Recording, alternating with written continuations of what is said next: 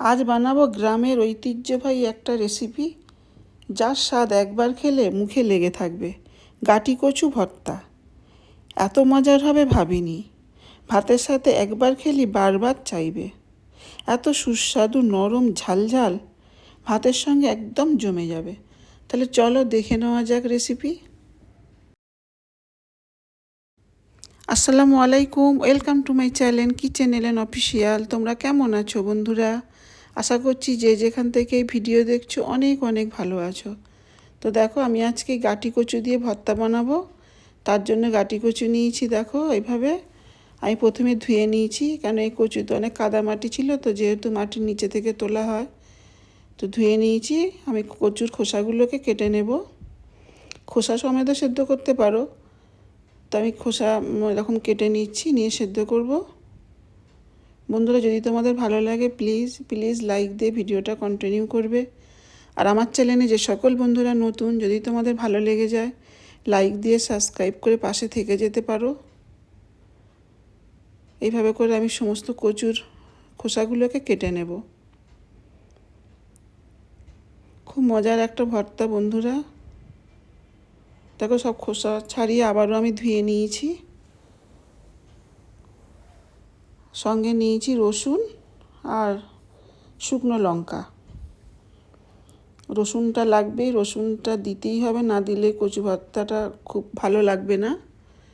তাই ফ্রাই প্যানে একটু পানি দিয়ে দিচ্ছি। দেখো, কচুগুলোকে আমি সেদ্ধ করতে দেব।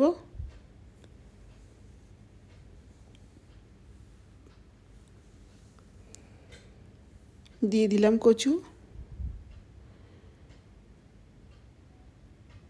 একদম পুরো সেদ্ধ করব না, 80% মতো সেদ্ধ করে নেব। তারপর দেখো, রসুন আমি খোসা ছাড়িয়ে নিয়েছি, একটু কালো জিরে নিয়েছি, আর 4টে শুকনো লঙ্কা। এগুলোকে আমি শিলবাটায় বেটে নেব।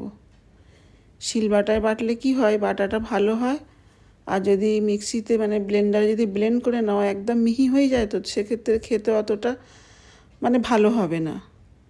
তো এই জন্য আমি শিলবাটায় বেটে নিচ্ছি। একদম মিহি হয়ে যায় না, মিক্সিতে দিয়ে যদি বাটা হয়, এগুলো একটু দানা দানা ভাব থাকে, ভালো লাগে খেতে। তো সব আমি নিয়েছি, রসুন, কালো জিরে, শুকনো লঙ্কা, এগুলোকে আমি বেটে নেব।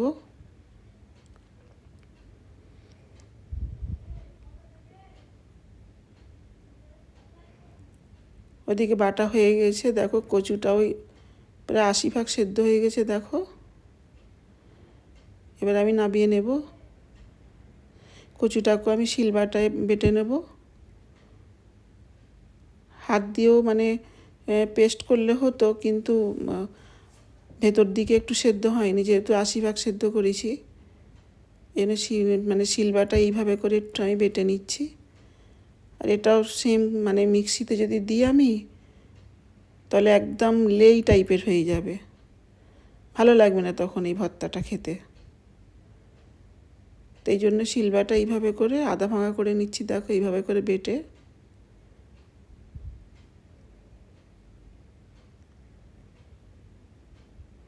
এইভাবে করে ভর্তা বানালে খেতে খুব মজার হয়। কচু ভর্তা অনেক রকমভাবেই বানানো হয়, তো এইভাবে যদি বানিয়ে না থাকো, আমি যেভাবে বানাচ্ছি একবার বানিয়ে দেখবে। যখন এই ভর্তা বানাতে চাইবে, মন চাইবে, তখন এইভাবেই বানাতে চাইবে। এত দুর্দান্ত স্বাদের হয়। তাই ফ্রাই প্যানে পরিমাণ মতো সর্ষের তেল দিয়ে দিলাম, দিয়ে বাটা মশলা দিয়ে দিলাম, দিয়ে এটাকে একটু ভেজে নিতে হবে। দেখো, একদম ভাজা ভাজা করে নিয়েছি।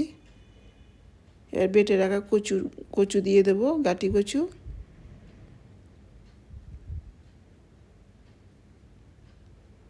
দিয়ে দিচ্ছি। এবার খুব ভালো করে মশলার সঙ্গে এই কচুটাকে একটু উল্টে পাল্টে ভালো করে মিশিয়ে নিতে হবে। একটু সময় ধরে এইভাবে করে, এখন কচুতে একটু পানি আছে, পানিটা শুকনো পর্যন্ত, আর যে কচুতে যে আঠা আঠা ভাবটা আছে এটাও চলে যাবে। এইভাবে একটু কিছুক্ষণ নাড়াচাড়া করতে হবে।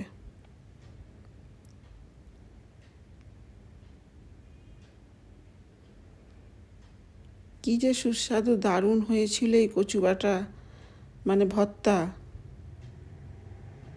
একবার ট্রাই করে দেখতে পারো এইভাবে ভর্তা বানানো। এই পর্যায়ে দিয়ে দেবো আমি স্বাদ অনুযায়ী নুন। ঝালটা আমি দিয়েছি আমাদের মতো করে, তোমরা তোমাদের মতো করে দিয়ে নেবে যতটা যে ঝাল খাবে। তবে এই ভর্তাটা একটু ঝালঝালি বেশি ভালো লাগে খেতে। দেখো পানিটা অনেক শুকিয়ে গেছে, আর কচুর যে আঠা আঠা ভাবটা সেটাও অনেক কমে গেছে। নাড়তে নাড়তে এটা চলে যাবে। দেখো এবার রেডি একদম কচু ভর্তা। প্লেটে আমি নিয়ে নিয়েছি। কেমন লাগলো তোমাদের কমেন্টে জানাবে। খুব ভালো লেগে গেলে সাবস্ক্রাইব করে পাশে থেকে যাবে, শেয়ার করে দেবে। এরকম নতুন নতুন রান্নার রেসিপি দেখতে চাইলে, শিখতে চাইলে কিচেন অফিসিয়ালের পাশে থেকো, সঙ্গে থেকো। আবারও দেখাবো অন্য কোনো ভিডিওতে অন্য কোনো